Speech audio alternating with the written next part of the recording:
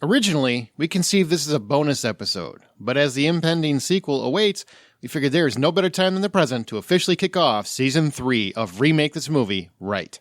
15 years ago, we learned that if you watch a mysterious, unmarked videotape, you will die in 7 days. 7 days! As our hero, Rachel, looked into her impending death a little further, she also discovered the horrible tale of Samara and a terrifying well of death. Already a reimagining of the Japanese classic, Gore Verbinski made us all terrified of our VCRs. And I'm pretty sure this movie is what officially killed the production of those VCRs. Now, it is time to craft a modern take as we attempt to remake The Ring right.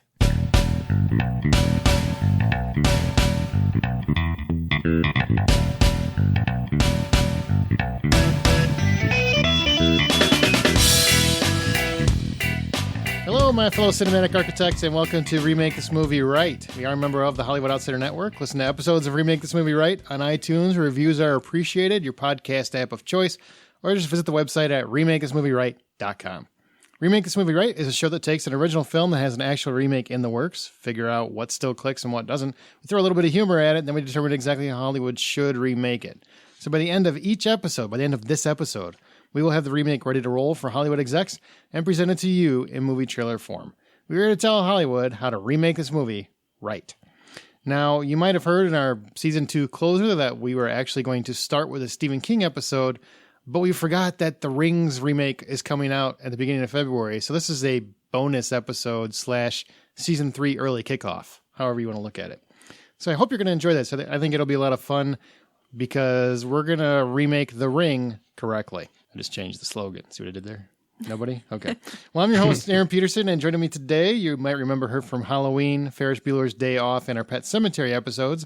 She's always 1 degree away from recommending Nathan Fillion, Amanda Sink. Hi, thanks for having me back, guys. Well, we'll see how it goes. And he's the first to our show, but he's also one of the hosts of the Hollywood Outsider podcast, John Davenport. Hey, let's remake this movie right, okay? I want to go with remake this movie correctly.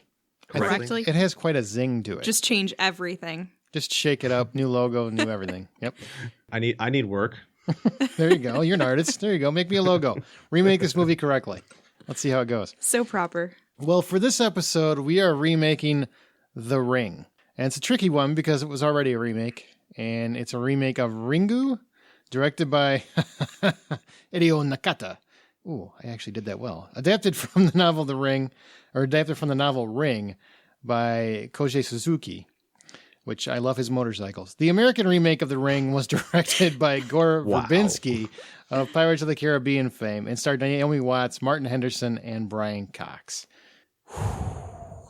Man, this is one of those where the first one came out, took everybody, I think, by storm, by surprise. Nobody knew what to, unless you were a Japanese horror enthusiast. You really didn't know what it was. Does anybody remember their first time seeing this movie? John, do you remember?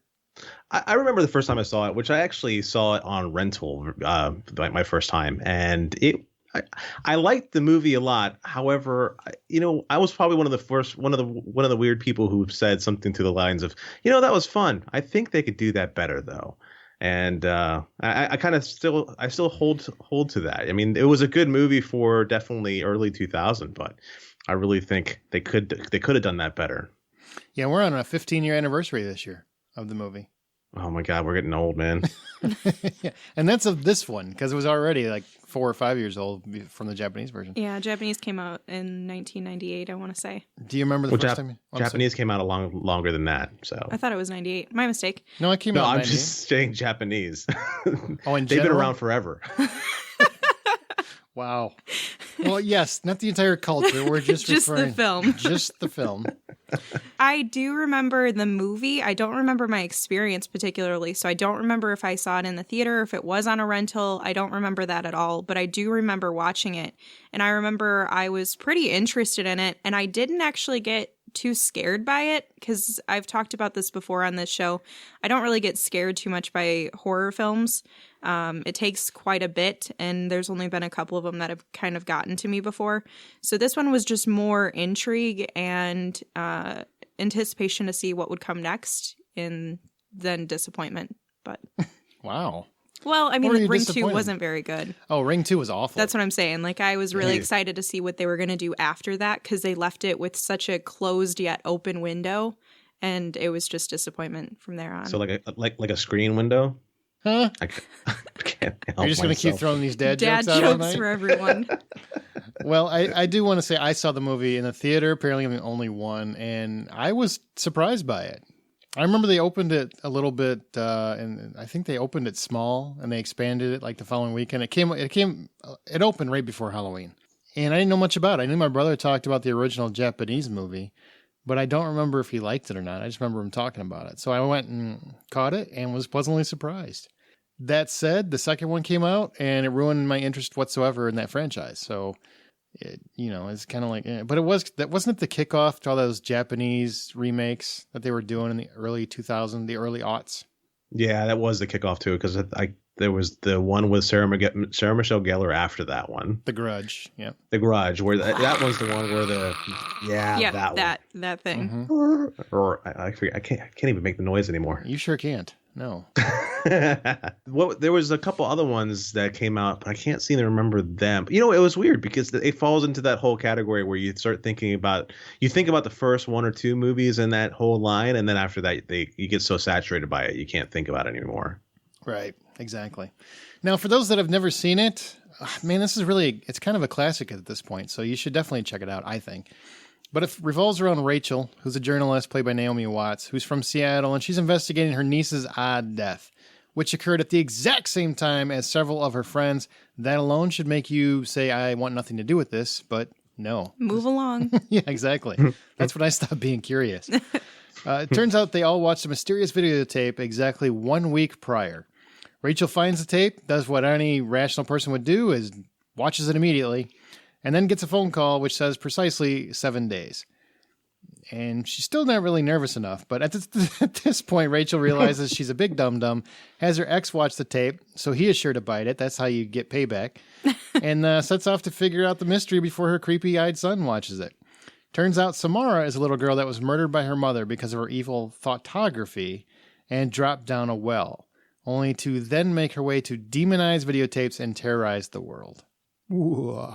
Really interesting concept, and how they brought it to life was they had so many different moving parts where it seemed like it was such a very simple film, but there were so many different things happening, and it's not like you were bombarded at one time with a changing of events. They were subtly throwing in different things to keep it moving along and keep you interested. And so it appeared like it was a very simple concept, but they actually drew more into the concept of the film.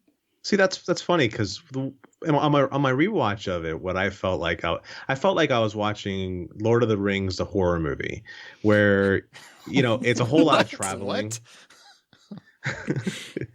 It's a whole, like Lord of the Rings. What are you watching? You're watching a bunch of guys just go from one place to another, right? And occasionally things happen in between the locations. So that's what I kind of felt like here. It was like she watches the tape, and then I'm watching her drive to one place, and then she drives to another place, and then she drives to a third place, and it's a lot of just moving around, which I didn't see a lot of payoff in that. Well, yeah, and if she would have ridden the eagle, she could have escaped it all. Absolutely. Yeah. Well, with all of the traveling, though, there's so many different things that come into play from the tapes alone. So even when she's walking around and she's trying to figure out what's going on, she'll step underneath that, like when she steps underneath that ladder, and it just is like a split second back to the tapes that she had watched where the ladder is just standing there, and it's like a glimpse in her own mind where she's like, oh crap, I realize I saw that on that tape and now I'm living it. Mm-hmm. So even though it's a small part of the film where she's just walking around and it's very monotonous at times, they're still bringing you back to the tape. And so I guess that's what I'm saying, is that it's still very simple, but they're still adding in little like puzzle pieces as you go. Mm-hmm. I get that. Really cool I agree with that wholly too. You damn sure better. All right. Well, let's get into the original a little bit more.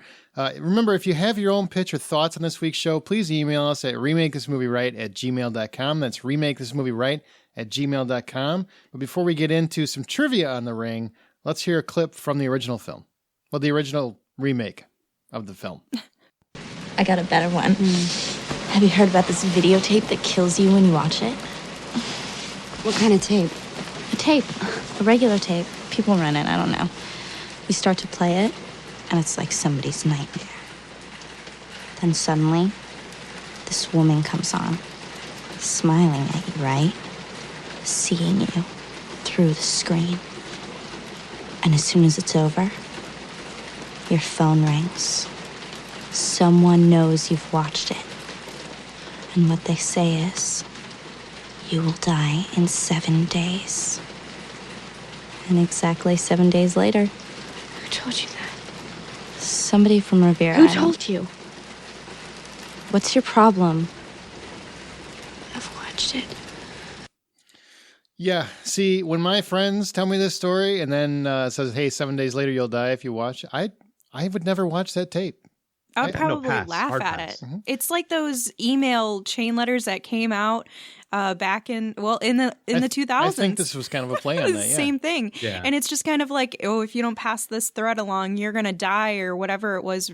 And it was just kind of a laugh. Like, you think I'm really going to forward this chain email because if I don't, I'm going to die? Absolutely not. That's ridiculous. I still see stuff on that my Facebook feed. Yeah, I know. I totally killed people. Just so you know, I forwarded the hell out of this thing. I'm like, bye. I'm the show. I'm going to do it. Shalom. Yep. Now I want to ask you guys a question because now that we've seen the movie, we just rewatched it. And the trick is, if you want to survive according to this film, is you have to make a copy of it and then show it to somebody else, basically. So my question to you guys, if it meant that your life was going to end, would you make a copy and show it to someone else? I would show it to somebody I hate. Absolutely. I'd be like, look, oh my gosh, you're on this tape. I found this tape of you. Let's watch it together. And then I would make them watch it and then watch them suffer. And I wouldn't tell them how to save their life. Wow. It's a person I hate. You went dark. You know? Johnny? I mean... You know, I don't want to sound like a goody-goody or anything, but if that's the case, I'm going to bite that bullet. There's not a single person in this world that I don't like that much.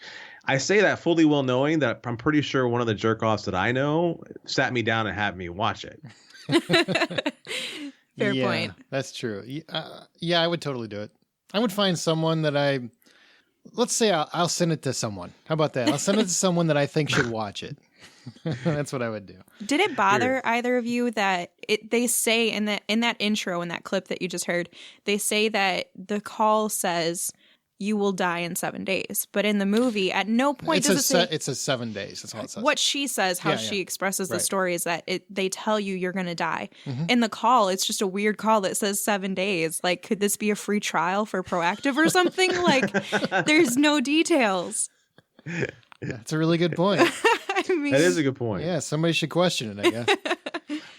I think they did that. That was just one of those marketing ploys where they're just like, hey, you know what? I don't think anyone's smart enough to know that that you're going to die in 7 days. So let's make sure the commercial says that.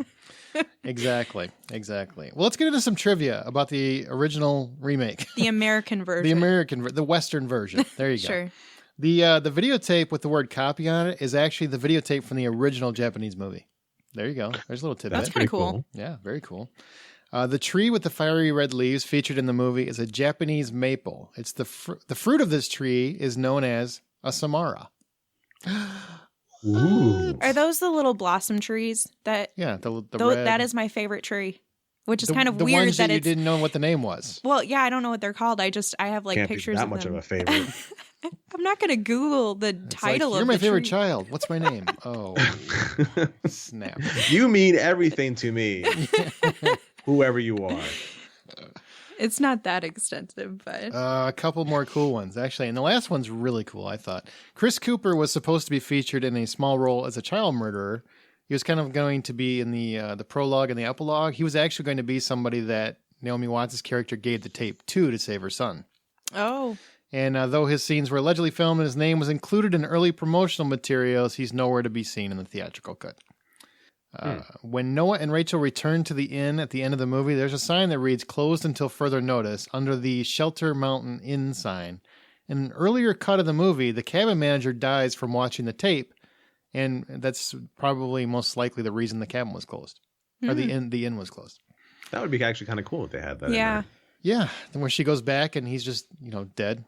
Well, I mean, if he has nobody there, I can't imagine he's not watching all of those videotapes. He's got to get bored at some point. It really, his internet can't be that great. there, Not in 2002. not in 2002.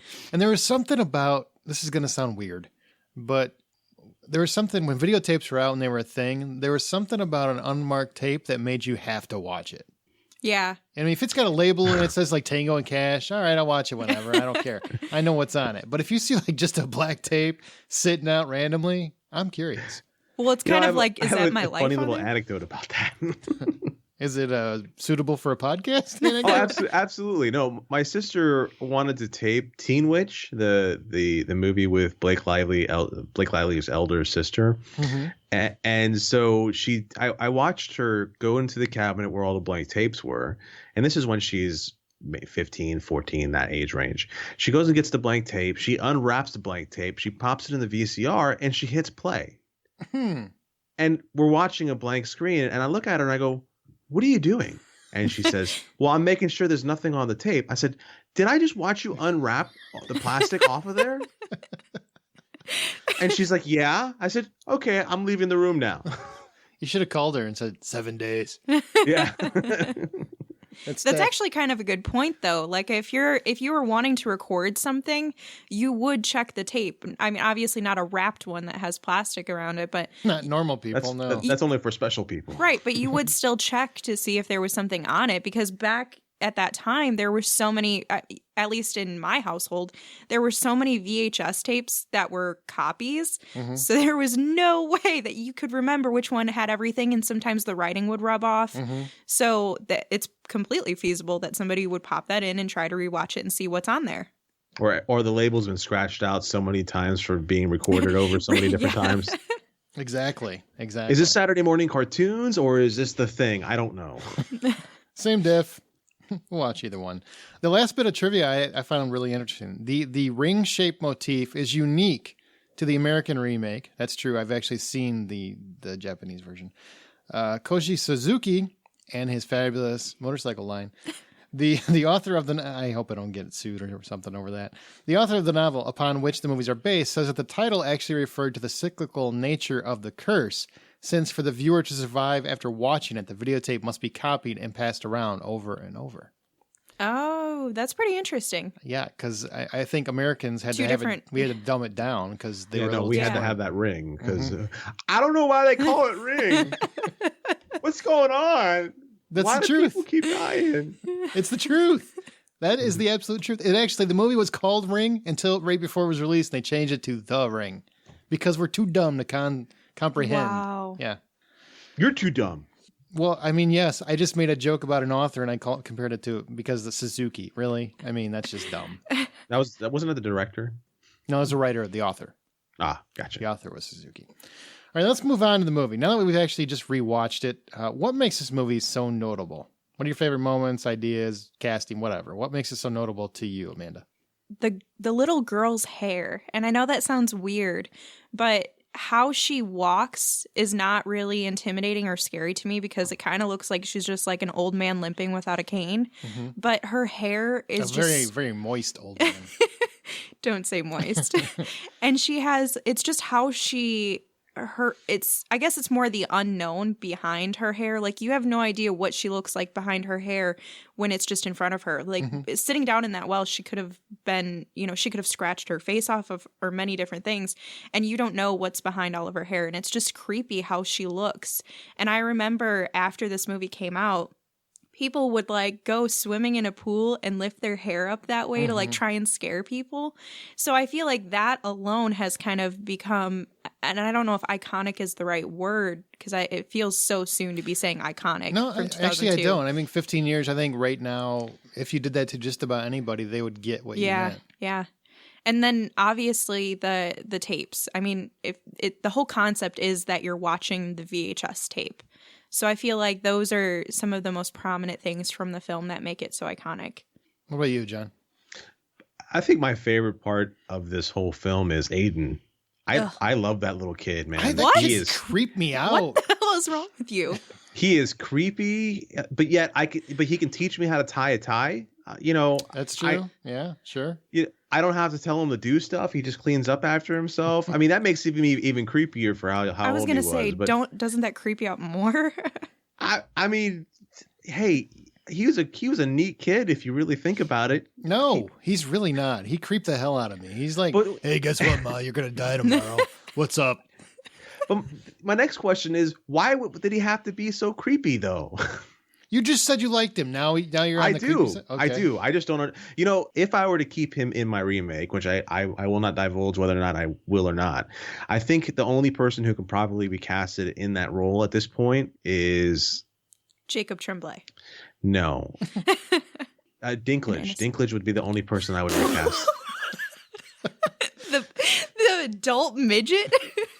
Just shave him down really good. I think he can do the role. I mean, the actor's name, the original actor's name is David Dorfman, which I couldn't stop but think about, like Tim Conway. Tim Conway. He was just so weird and creepy. I loved it. It was just it was the only thing I was enjoying after a little while whenever he was on screen, because at least he wasn't like Haley Joel Osment going, I see dead people. He was just kind of like, hey, you let her out, but she didn't have her sleeves. Stupid. That's good. What else was made it so notable for you?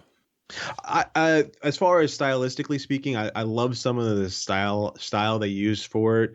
They did this. I don't know if anyone saw this because the flashes were so fast, but they did a lot of like replaying that video throughout the movie in quick flashes and in quick scene transitions. You'll see that ring suddenly stay up for like maybe 2 or 3 frames.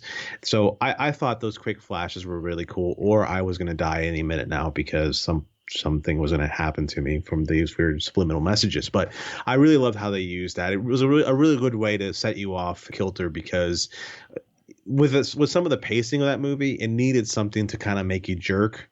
And the subliminal kind of tricks, which they weren't too subliminal, because if you're fast enough, you saw it, but they can definitely do something. So I really loved that.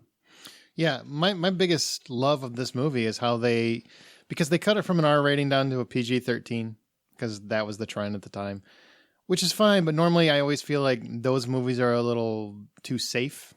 And I didn't feel like this movie was safe at all. Like it felt very, very much a horror movie. There were some terrifying moments. I really liked how a lot of people that I know that saw the movie were mad that they didn't show the faces longer. The horrified faces. I thought that the way they did it was great, because it was more unsettling that way to me. I thought it was a very stylistic horror film, which we don't get many of. And Gore Verbinski obviously went on to Pirates of the Caribbean fame and a very notable career.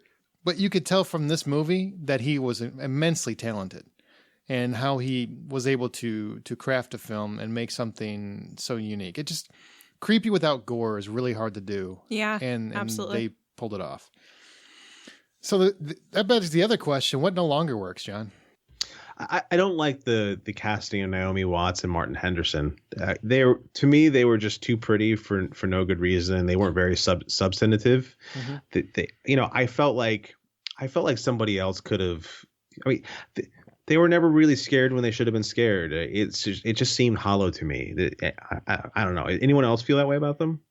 I thought they weren't too bad. Could there be someone else that does a better job? Absolutely. If I was going to cut someone, though, it would be that kid. It would be Aiden. That actor creeps me out for no reason. Like, I don't think he's supposed to be a creepy part of the story, but that kid is just, his eyes just weird me out. Because he always looks like he's already dead. He looks like his eyes are going to be the reason you die. Like, part of me wonders if Samara was hanging out inside of him because... She had a crush on him? You grow your hair out a little longer. But yeah, he was just so creepy to me. And it's not... I think if they intended, or if it seemed like they intended for him to be creepy, then that would be one thing, and it would be more... I don't know, acceptable for him to stay, I guess. But because I feel like they didn't, their intentions weren't to have that character be scary or creep you out. It was just like, whoa, why are you in this? Like, I'm supposed to be more scared of Samara than I am you. But in the majority of the movie, I'm more scared of you than I am her. And she's supposed to be the demon. You're like, and this is why I loved him so much. Just let him watch the tape. Just do it. That's what Amanda Just do it. Just you little bastard. You sit down and you watch this tape right now. And then at the very end, I don't know, it's just a weird combination, because then he seems like he's really caring and concerned And it's just like, I don't know, maybe you are the demon. Well, if him watching that tape would solve that nanny problem pretty quick. I thought that Naomi Watts, I had no problem with I had no problem with the casting. I did have a problem with the character at times because, dumb people doing dumb things to me. She's supposed to be a very intelligent journalist. You find out 4 people die at the exact same time. All right, that's more than a coincidence. That's something that you should immediately go to the authorities with, number one. But I get it. Journalists trying to solve a case. Right. But what I'm not going to do is randomly stumble across this tape and assume that this must be the tape because it's there. Yeah. That's the one thing. And the two, I make sure to watch it alone in this creepy cabin and not take it to one of my forensic specialists or somebody I might know on staff, or take it to Martin Henderson to begin with. That's what I thought. Mm-hmm. That was that bugged me a little bit. But the other thing doesn't work anymore, videotapes. Yeah. Because who's got a VCR, Obviously, the movie was in 2002, so it doesn't bother me watching it, but there's no way you could do that now. Well, some of the creepy cabins like in Wisconsin that they haven't done any renovations or updates to, they still have some old VCR players, so they don't have DVD or Blu-ray or anything like that. So if you're going to go to a cabin up north where they have no connection for anything, you're not going to have your Wi-Fi for Netflix or anything like that, and they haven't put in the money to invest in like a $40 Blu-ray player or something, then you're going to be stuck with the VCR. So it is still feasible that it It's could not like exist. you thought this out. I've been to some of the cabins in Wisconsin. I've been up there. Did you see any unmarked tapes? I wouldn't put them in the VCR player if I did. So it is possible, but is it likely? Not really. But in the same token, when they watch the tapes, they're at a very secluded cabin where that's all they seem to have, and it's a very creepy area. Mm-hmm. So I feel like it could still work if you position it in that same atmosphere. But if you were to try to modernize it a little bit more and not have it so out there and far out into the woods where there isn't connection for like three hours of driving, then I would feel like it's probably ridiculous. But if you have a rundown cabin and like the people just don't keep up with it, it's possible. Right. I honestly love the idea that it's videotape. When I'm thinking about my idea for what we can do later on, I think a videotape would be perfect because it forces your cast to work with something that they aren't entirely accustomed to, and it's just different. It's new. It adds that little bit of nostalgia to something where it'll kind of connect with everybody too. Well, and if there's teenagers that are the ones who are watching this, I mean, at this point, they were like, a few years old when this movie came out, so they're not familiar with this movie and the tapes, VHS tapes. VHS tapes were kind of waved out not too long after that. So the majority of teenagers' lives at this point didn't have VHS tapes. So when they would go to, if it were a modernized situation and, let's say that teenagers in 2017 were to go to a cabin and they saw a VHS tape, they probably wouldn't even know how to rewind it. But if they did figure it out and put it in, it would be like a brand new thing to them. And they wouldn't know, like, what is this movie because it is unmarked? Or is this even a movie? Like, what is this? That's a good point. That is a good point. My only other problem is the 7 days. I'm the only person on the planet that doesn't like that, I guess, but it bugged me. It was like, and go back to the Japanese version, and I'm almost positive that in the original Japanese version, when the phone rang and they answered the phone, they never said 7 days or anything. It was just you heard the noises from the tape, and that was kind of like your indicator, and then the plot spelled out 7 days. I like that better because I just feel like it's a little weird that you get a phone call and it's like Samara's basically like, heads up, you got a week, better live it. Yeah, that kind of drove me nuts too because it really makes the whole fact that you're going to die kind of anticlimactic. Right. You like not knowing when? Yeah, the fact that okay, I've got 7 days. All right, well, let's see what she's going to do till then.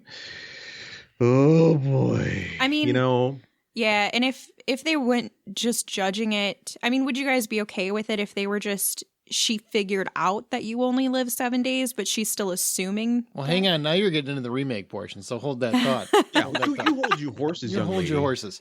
Let's move on. Should Speaking this of movie horses. even be remade, or should it be placed in don't touch status, Amanda?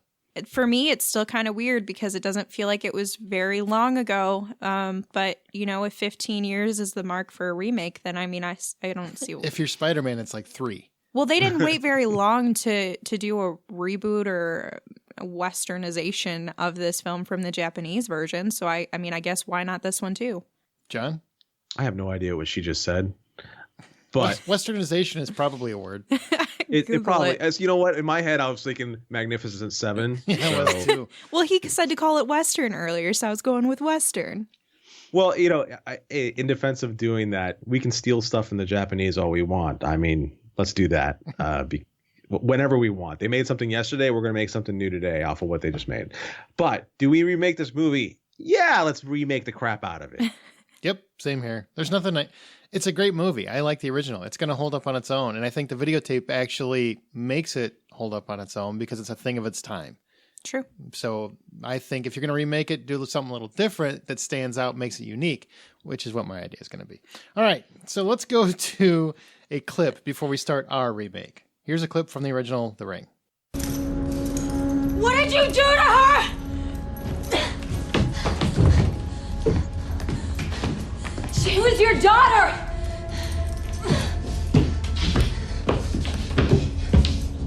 You killed Samara, didn't you? You killed her when your wife My wife was not supposed to have a child! Ruh-roh. Daddy got mad. All right. Well, now we're going to talk about the actual, how we would remake it. But before that, here's some details about the intended remake that's actually going to release in February in the U.S. The new film Rings, plural, apparently they picked up another one. The film is set 13 years after the events of the first chapter of the last one. So it is a sequel. It's definitely a sequel. And a new character, Julia, becomes worried about her boyfriend, Holt, when he explores the dark urban legend of a mysterious videotape said to kill the watcher 7 days after viewing. It's not an urban legend, man. Go watch the movie. It happened. So Juliet sacrifices herself to save her boyfriend, and in doing so makes a horrifying discovery. There is a movie within the movie that no one has ever seen before. This official sequel is directed by Javier Gutierrez and stars Matilda Lutz, Johnny Galecki from Big Bang Theory, and Vincent D'Onofrio. And if you watch the trailer, he very much looks like Kingpin playing Daredevil. So, yeah. Wait, so is D'Onofrio playing grown-up Aiden? No, really? That looks a lot longer than 13 years, my friend. Those 13 years have been rough. Hey, that kid could have gone through some stuff. He was very Cocaine mature. is a bad habit, man. Oh, he meth and It's a cocaine. hell of a drug. Is it the gateway? No, it's the finish line. All right. Well, since this movie's getting a remake and we as fans always think we know the best way to do it, how should Hollywood remake it? If you've never listened before, this is how we do. Remake this movie right. All selections that we debate are settled by a best of 3 vote, with each host receiving 1 cut per episode. So if we decide, 2 people decide on something and the third person doesn't like it, they want their idea to go forward, they yell cut, and we have to use their idea when they're very passionate about it. Please don't use the cut for anything jokey. It's meant to be to really help the story along if you really feel passionate about an idea. That's it. Everybody understanding these rules? Understood? Check. Okay. Check. Now, who has the first pitch that they want to give on their new version of The Ring? John, I'll let you take the lead. I was going to say the lady can have the floor. Can you bitches fight it out? That'd be great. I think he was referring to you. Oh. Ooh, that's hurtful. All right. So my idea is this is still the basic story. Rachel's niece dies. She finds out about the video that her and her friends watched, and then realizes that all her friends that she went on this trip with end up dead on the same night as well. All that stays the same. What I want to change is that Rachel goes to this resort that her niece went to. It's still the same kind of resort, only a little bit more up to date, but still a little bit timed out. More or less the same kind of cabin type woodsy resort area. She goes with 2 maybe 3 research assistants, because she's still a pretty high-end reporter. They still have, and I rarely say that they can have access to the internet. I really think the internet and computers and all that make things worse. But I think in this case, because one of my biggest problems with the original is that there is an awful lot of research and traveling to places to do research. I think keeping them into a more centralized location and letting them go out a little bit further out from there would be kind of cool. Mm-hmm. They turn on the TV, they're trying to find out what's going on or how this video they watch this video, and they just happen to be flipping through the channels on this old knobby style TV, and they just hit it just right at this right time of day, and all of a sudden something starts to happen. Okay, I'm with it. With me so far? I'm with it. So one of the research assistants quickly pops a tape in and hits record on the tape, because they couldn't figure out any other way to connect any of the computers to this TV system at the moment that this happened. So they really quickly grabbed it and started recording. And then that's when kind of everything goes kind of all to hell. They don't really get a phone call, but things slowly start to change. And I think and then the next day, Noah shows up with another research assistant, because Noah's still a videographer. He can still do this sort of thing. And because they have a video to watch. So still Rachel, still Noah. What I'm trying to get at is that I think it'd be really kind of cool to kind of mislead people into thinking that Rachel is still going to be more or less your heroine. Mm-hmm. And we're taking a kid out of the equation. So no creepy kids. Okay. I'm on board with that. I still really want to put Noah and Rachel up in center, but the girl who captured the video and then played it for Noah and his partner or his assistant ends up being the one that figures out everything after a good portion of everyone's dead. And so she's left with one person left with her, and she's the one that kind of puts out, why did it jump me? Why did it took everybody else in order, but it seemed to have jumped me? Mm-hmm. And that's when she puts it together that it's because she made a copy and she showed it to people, and that's how she saves, let's say Noah's the last person to stay. So that's kind of how I want to change it a little bit. And what I think would be kind of cool is, because they're still in the woods, each time they leave to go to research something, as the days progress, and again, weird stuff happening here and there, but you see Samara, they skillfully plant Samara someplace so that some people are going to notice her way off in the distance, and some people aren't going to notice her. But each time a different day passes by, she ends up showing up someplace closer and closer. They don't play music. They don't focus on her. It just happens in passing. I think that'd be kind of a neat thing to do. So you got it, Amanda? Yep. All right. Now, Amanda, what is your concept? It is quite different from what the original story is. So I want to leave the concept of, the videotape and all of that. I'm kind of flexible, if you guys wanted to change that or if you wanted to leave it the same. I kind of thought it would be cool to leave it the same, but the backstory being different. So let's say that there's this rich businessman, which would be Samara's father. So there's still her father in the picture. Mm-hmm. And he's trying to have a baby with his wife. So, and this is before Samara's born and all of that. So this is the backstory for him. So he's trying to have a baby with his wife. They can't get pregnant. He ends up getting frustrated because as a businessman, he wants to pass along his legacy and his business and all of that to a child of his own. So he wants to pass it along to someone, but he can't get a child. And he wants it to be a child from his, from him. We'll just go with that. From his loins? Yeah. And so let's say that after he realizes that this isn't going to happen and he starts to get really frustrated that this isn't going to pan out how he wants to, he becomes one of those jerks who cheats on his wife and gets a mistress pregnant. So he gets Samara's mom pregnant with Samara, and the story leads you along to think that after she has the baby, so she has Samara. Samara's kind of grown up around to the same age. It's the mistress's baby. It's the mistress's baby. Wife still could never get pregnant. Mm-hmm. So she's kind of bitter about that too. And he knows nothing about Samara being born for many, many years because Mistress found out. She knows he's a rich man, could get rid of her really quickly. So she just takes the child and tries to raise it on her own, which I think is good to kind of represent a strong single mother too. And so she's raising Samara. You think that the wife, like the story leads you to believe that the wife was the one who killed both the mom and Samara, threw them both down the well. They both go down the well and die. And you think it's the wife because she's bitter and she's resentful that she finds out about this, but you actually find out that it's him. So he killed his own child because he didn't want to have a child with his mistress. He was just frustrated. So, and he killed the mother too? He killed the mom too, so both of them go down. Okay. So but you think it's the wife because you would assume it'd probably be the wife, right? You know, in most situations, because she's the one who's going to appear really bitter because she knows he's been cheating, but she doesn't necessarily know about the child. And I actually want her to go on trial for it. I want her to get convicted, and then she hangs herself. Ooh. And so it makes it even more realistic that she's guilty. And so he has this great defense for himself. And like, I wasn't involved in this. I didn't even know she was pregnant and had a baby and all of this. And so years later, after she's dead, seems like she's guilty, seems like the case is closed, he dies. And I want his death to be the first one from the tapes.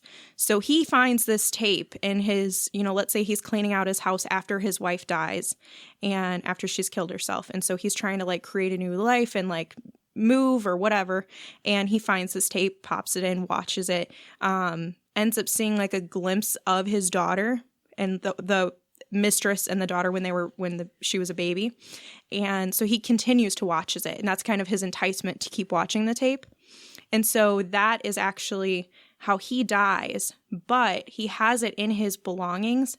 So then when all of the people are going through his stuff when he dies, Samara's intentions of having that tape there is that it will end up, it's revenge. It'll kill everyone who has helped him in his life, that has been involved in his life. So I'm talking about all of the people, his investors, because he's a businessman, investors, his accountants, marketing and, PR, all of those types of people, his legal defense team, because he ended up getting away with it. He murdered his daughter. I like this. And so you almost made like a prequel. I like a lot of this. I like the idea of the misdirection for sure. Yeah, that's cool. Yeah. All right. Now my idea. Okay. So first off, no longer a videotape. It's now a video link. I want internets. I want internets involved. But it's a link. You can't search for it. It has it has an untraceable web address. So it's a random link. And I'll explain how this works in a minute. So I want to springboard off of 20-something kids roughly end up at this cabin. So I'd have 6 kids that head off to Shelter Mountain Inn for a 10-day vacation. Okay, it's important that I mention it's 10 days. 2 of them won't arrive until 2 days in, though. So the first 4 arrive, including our main heroine, Rachel, who eventually finds this web link. It's actually scribbled underneath the table. It's the weirdest thing. It's like who would write a web address underneath the table? So, of course, everybody's curious. That's the kind of thing I would write into a laptop right away. Be like, what is this? This is like the ultimate gold mine of porn. So they throw it into, they think it's funny, so they type it into their tablet, and they are treated to this crazy video. And I would go with the exact same video. I actually think it's just creepy enough to still work today. Immediately after they each receive a phone call on their cell phones. There's no 7 days because I would go back to the Japanese version. There are just various sounds they each heard from the video, but each person hears a different sound from the video. Oh, that's cool. So it creeps them out, but they laugh it off because they're 20-somethings and they're stupid. So the next day, they each notice something about the video during their day. And it's important that everything that they notice could be considered a coincidence. Because the 2 people that come later, we want them to be kind of like devil's advocate, for the movie. Sure. They would play devil's advocate.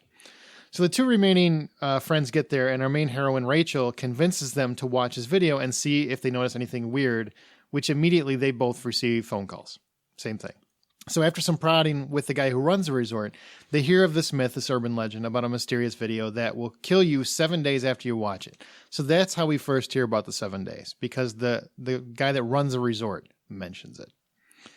He describes some of what they saw, and they, of course, begin to freak out because he's familiar with it. He also tells them that the only way you can save yourself, according to the legend, is to take another life before your 7 days are up. So you have to kill someone to save your life. Mm-hmm. So as the deadline approaches, they They do some more digging around into the legend. They uncover the truth that Samara was born a daughter to what the locals thought was a witch. Only Samara was a more powerful creature that was unable to be controlled. So her dad, to save himself and his wife, bludgeoned her to death, or what he thought was to death, and threw her down a well where it took her 7 days to die. So some of that is similar. But I really like Amanda's backstory. Actually, I would probably switch to that. Hang on, there's more. So then, to wrap this up, the 4 initial kids approach the deadline when everything starts amping up. So, they start seeing more and more signs. Everything starts getting crazy. That the last day happens. The TV turns on. Water starts dripping out. They begin to question if they should kill one to save them all, because by their rationale, they can kill someone to save them all. They all watched it. One of them dies instantly once the TV and the water starts dripping. Then another dies violently afterward, right in front of Rachel and her boyfriend, who watched the video with her and the other remaining couple. So they're all witnessing this. They know it's happening. It's true now. So Rachel and her boyfriend face each other, and he remains very calm, seemingly agreeing to his own fate, when Rachel grabs a knife from the counter and, in tears, just plunges it into his chest and kills him instantly. Oof. Hang on. Ouch. There's more. So all the water recesses and the TV goes off. Okay? Rachel survives, and that night the other couple tells authorities it was self-defense. So that's how they were able to walk out of this alive. So 2 days pass. Okay, and I'm coming to the ending, I swear. I'm coming to the ending. 2 days pass, and the couple that arrived late begins seeing the same signs the other foursome saw. Rachel is still trying desperately to find a way to save them both, but has no time. So in desperation, what happens and how we close the movie out is we close with Rachel arriving back with the guy who runs the resort, runs the cabin, the Mountain Inn. And he tells Rachel he was just trying to spook them. The true legend is you just have to have someone else watch the video to break the curse. That's it. So we end the film with our final couple as their TV turns on. Water comes out. Samara crawls out of the TV. The couple look at each other horrified, and then at a gun on the table between them as Samara keeps inching closer. They end up shooting at Samara, and it does nothing. The camera shows them both looking at the gun, both of them looking directly at the gun and back at each other, as we cut to Rachel's terrorized face when she realized that she actually killed them all. Wow, that's creepy. Damn. I kind of had to look over my shoulder a little bit. Like, is she coming for me now? So that's it. Did you mean to think Aaron would set you up to die? Yeah, he totally would, wouldn't he? Absolutely. I think I already committed to that. Yep. Yep. I can think of Wait, let's one just person sit in he would silence let for a live. second.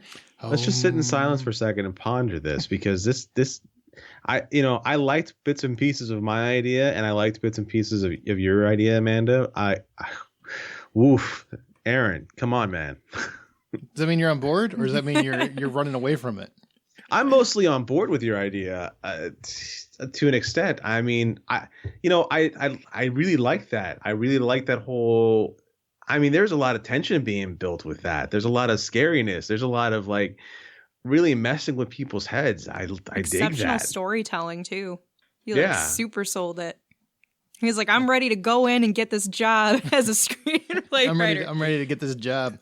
Huh. Yeah. Well, because I do think the backstory has to be something to as far as the video is concerned. I think the backstory should be a misleading kind of backstory where you think if they start doing more and more of the research, they should be focusing more on Samara's mom and kind of missing Samara in each frame of the video. Mm-hmm. And I also think instead of it being that art house crap that the original movie has as far as those scary scenes are concerned that are supposed to set you on edge, what I think they should be is more of the horse scene or the and when I say the horse scene, the horses in the water, mm-hmm.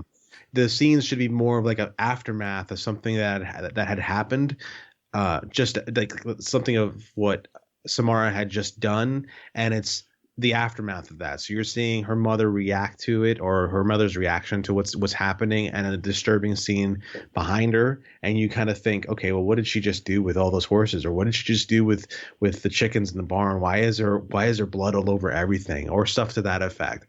And you should see Samara off into a corner or something, but be more focused on her mother in those video clips. I think that'd be a nice way to mislead people as to what's really going on. I like that. Can we incorporate Amanda's idea too? Like what John just said? And I'm sorry, go ahead. Yeah, no, a lot of what Amanda said, but I'm taking what Amanda said and as far as the backstory goes, and I'm kind of I'm putting a bit of a twist on it so that I it gotcha. has. Okay, so mom sees that Samara, the mistress, sees that Samara is a dark girl. Right. So we see snippets in that actual video when people watch it. That's where you see snippets of what we think happens, like somewhere. Like we don't realize that it's actually Samara did all that. Right, we think that her mother did it because it has something to do with her, and she's in the foreground of the videos, and have the videos be more like snippets from like surveillance kind of stuff, so it makes sense as opposed to why are these innocuous scenes just snipped together like this? Make it more like just more kind of like CCTV kind of stuff. So how would you change the backstory based on what Amanda had? And we got to decide which of our versions of the actual story we want to tell. Well, I definitely like the concept of, I think it's interesting to go away from the VHS tapes, even though I mean, I love the concept, but it has been done twice now. So going away from that and getting to the YouTube link, and I like how you set that all up where it's, or, however, whatever video streaming link this is, and having this link just etched into wood somewhere, and then that's where you kind of get that from, and then that's how they watch it. I don't know how we would incorporate the backstory from what I put in. Well, the backstory can be solved with an epilogue or a prologue. You can have a prologue for some of it, and then they find out the rest as they are looking into everything, trying to save their own skins. Yeah, before we meet our stars, before we meet the actual stars, you see kind of everything kind of fall apart in the prologue. Prologue. So I guess the only difference then with my story and what I had pitched per se is just that Samara is not, because I kind of painted her more of like of a victim rather than somebody who's just a you could malicious paint her demon as a victim where she's unwittingly causing things, and Dad doesn't know that. So when he kills them both, he doesn't know what he's doing, like what he's created, like what he's messing with. Like, I still think Samara needs to be more than just a victim. I think she needs to be. I think that there needs to be a scary portion to her before she dies, because otherwise, her being just a victim, just doesn't have the same kind of impact as far as like her just being this evil spirit through and through. Well, yes and no. I get what Amanda's saying to a degree. She's trying to say basically that's what snapped her. That's what caused her, because she spent 7 days down in that well and dying, with her mom, watching her, like she had to watch her mom drown or whatever. But I do like that what John's saying, that you have to have some little snippets of seeing her, whether unwittingly. I would say that she doesn't intentionally harm anything, but things are. Maybe she walks by horses and they spook and they run off and kill themselves or something like that, where she doesn't realize, kind of like Damien didn't quite realize that he was the devil's son, until he actually took hold of it. And she doesn't realize the power she has until she's down in that well and it starts swelling. The anger and the hate and the... Yeah, no, I like it. That's good. That's a good way to do it. So that, you can do that whole, which she already has a power. It doesn't necessarily make her good or bad. She just has a power, and things just seem to happen because she's a kid and doesn't understand and control it to any effect, or even know that she's exactly doing it. And it's not until she gets thrown into the well that she realizes what she is. And maybe her mom, the mistress, just kind of chalked it up to like daddy issues because dad wasn't around. And so she thought she was misbehaving, or like people had a bad feeling from her because she was just such an angry, depressed child. But they really had no idea that there was so much supernatural power within her. I like that. Very interesting. I like that. So we're going to start the movie off with a prologue. We can even bring Brian Cox back into the prologue. He's still alive. Sure, why not? He's still alive. You can just throw a wig on him, and he will just swagger his wacky way into that prologue pretty well. You know who I thought, and not that we're onto the casting yet, but who I had kind of imagined being the abusive yet kind and caring father, or appearing to be kind and caring, John Lithgow, Do you guys remember his in Dexter. Trinity in Dexter? Mm-hmm. It was incredible because he seemed like such a nice guy, and then he was just absolutely insane. And so that's kind of what I had imagined for the father, who just Luke got some good crazy. That's good. I think we're getting a movie, but which main story did you want to go with? John's or mine? Amanda?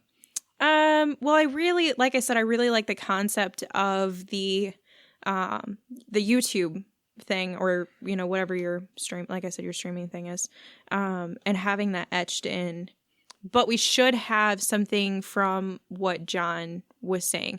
So is there a particular thing that you really liked from your pitch, John, that you would want to have incorporated with the two meshing of these stories, so we can have something from yours too? Like what I really liked about mine was the distribution of who was gonna So what I really loved the most was Rachel and Noah, because they were in the first movie. I really liked the idea of kind of messing with the viewer to the extent of who was going to survive. Sure. So in my story, I liked the idea that any of the girls that went with Rachel ended up being the one who recorded it off of whatever signal that the TV was picking up, and then she showed it to the second group that showed up. I like the idea that if they played it out to the extent of nobody's really focusing on her, and they downplay the significance of that and really mess with people that way as far as who's going to survive or how are you going to survive. I just really love that idea. Do you guys feel like it kind of plays into what Aaron had suggested too with his story, since you never really know, especially with those two that came in later, it kind of throws you off balance of what's going to happen until the very end? Yeah, it does. It does. So, yeah. I think, but so we're going to take out the whole, so we're going to make it more about late teens, early 20s group of kids, right? Right. Sounds like. You had Sounds like. I'm on board. Well, this is your story. We're asking you. Yes. Yeah. I want it to be early 20s. I don't want it to be teens Too young because I or feel like we're in CW. I know what you did last summer territory. Yeah, definitely. It's like 20s. mid-20s. Because it's important to me that they are of the age where they're not quite mature, but they're also not stupid. I want them somewhere in the middle, and that's really where the 20s are. Okay. I mean, we can make 30-year-olds not quite mature. There's plenty of them out there. You know what I'm saying. I mean, 40 is the new 20, right? Right? I want them to be young enough to where they will do something dumb like, man, there's a link under a table, because I would totally put that in a web browser. Now, if I saw random tape, I wouldn't play it. But you give me a link under there, it's the age. So I would Curiosity put it in just curious. of I want to see what this is, and I would watch it through. And but I also want them smart enough to realize this is wrong. What happened was wrong. We got phone calls. Instead of, we're not going to be spooked for a little while until we get close to our 7-day window, I want them to immediately freak out. And by hearing, they each get calls and they each hear different noises, and they can actually pass the phones around or something like that to create more tension, to know that there's something going on here, but still, be willing to maybe let it subside a little bit, and then have not realized the full scope of what they're grasping.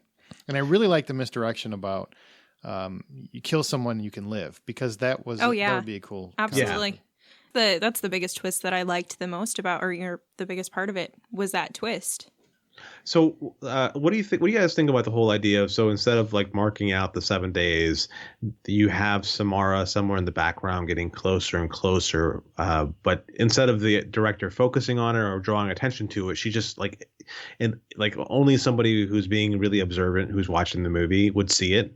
Ooh, I like that. So yeah, you mean in different maybe reflections, just random things throughout the movie.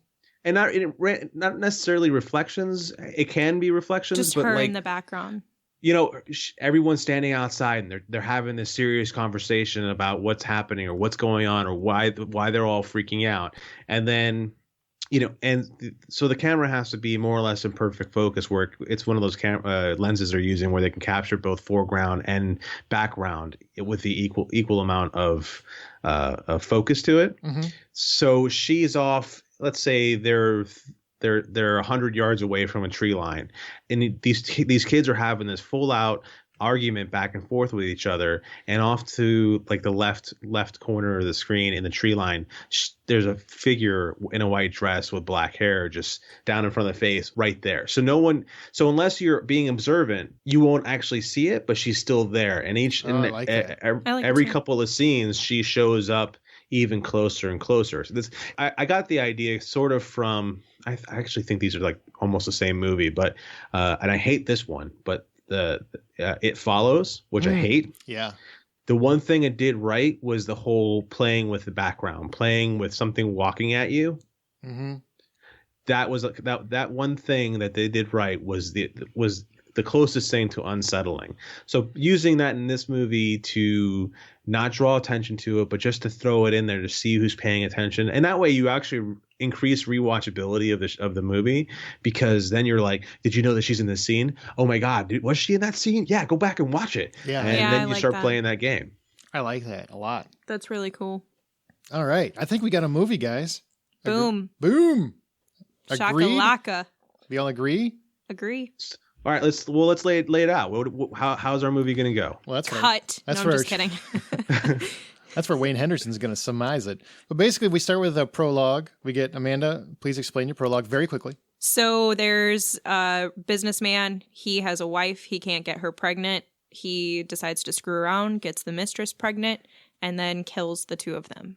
But throughout, we will also see hints of that the child has a little bit of darkness to her. We think it's acting out, but it's actually You think darkness. It's daddy issues, but realistically, it's her supernatural powers.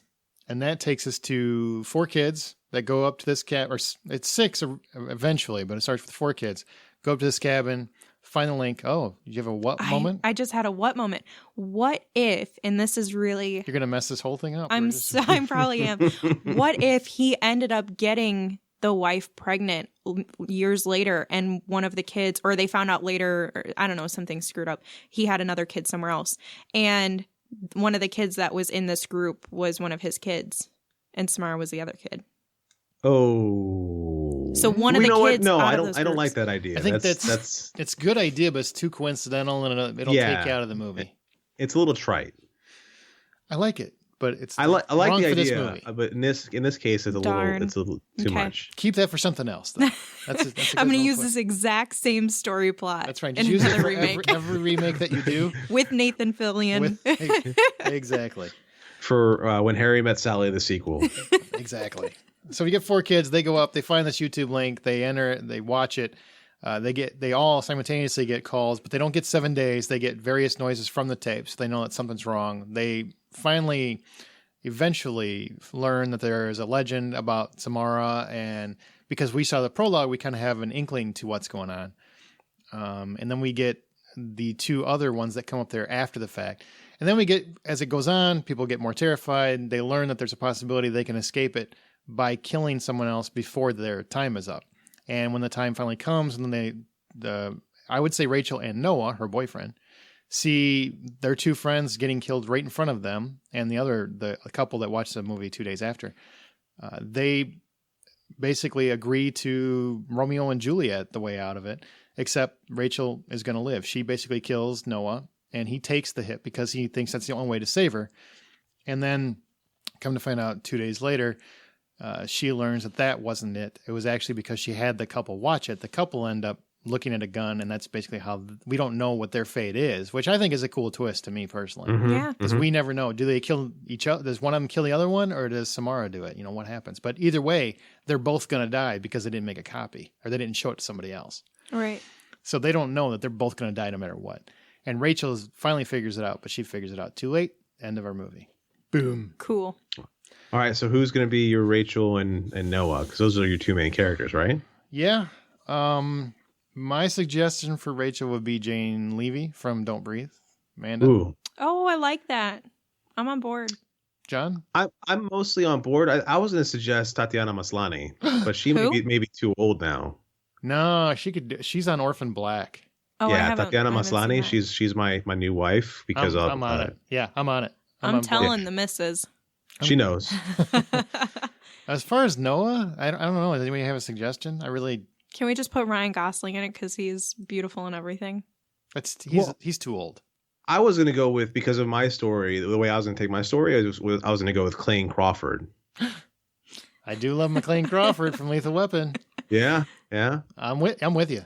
I'm sorry, man. And he was great. I didn't have any other really good suggestions, so this works out. I guess we got it. We got Clayne Crawford and the lady's name I can't say. What is it? Tatiana Maslany. There we He go. just wants to use his accent. I can't do it.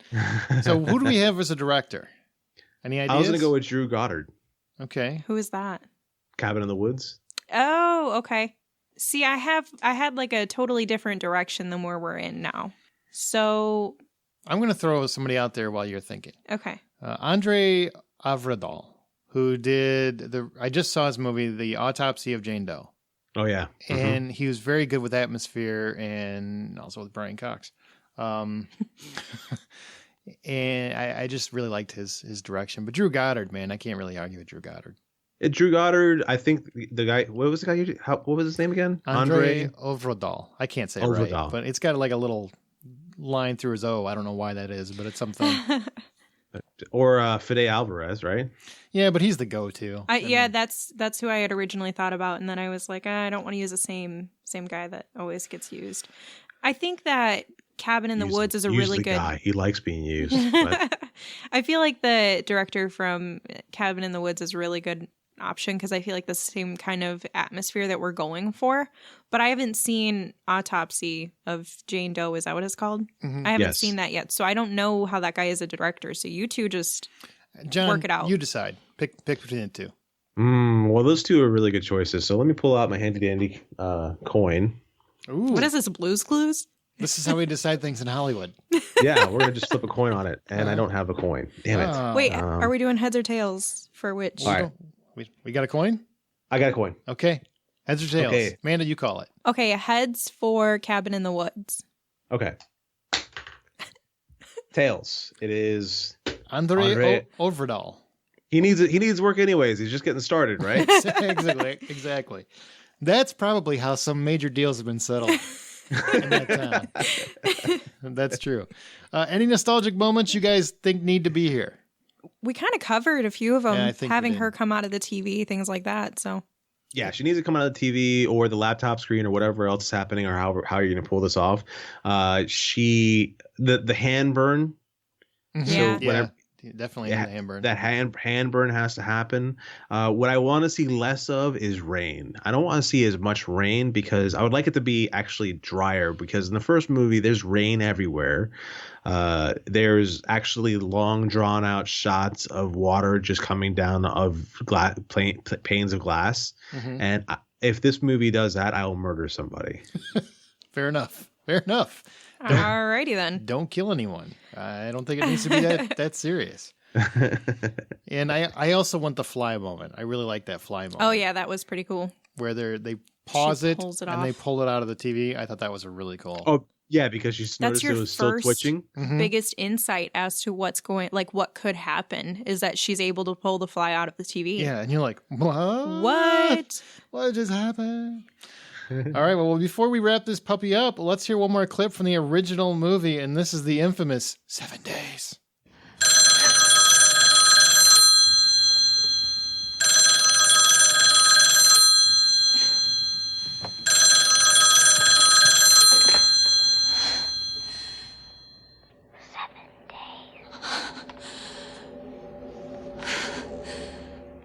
That's where I move. That's where I run the hell out of there, and I never talk to anyone ever again. Well, I'm glad we cut out the 7 days, because that just reminded me why I didn't like it.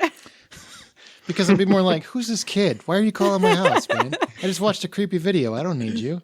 Oof. I think we got a really good idea, and I got to tell you, way better than The Ring 2.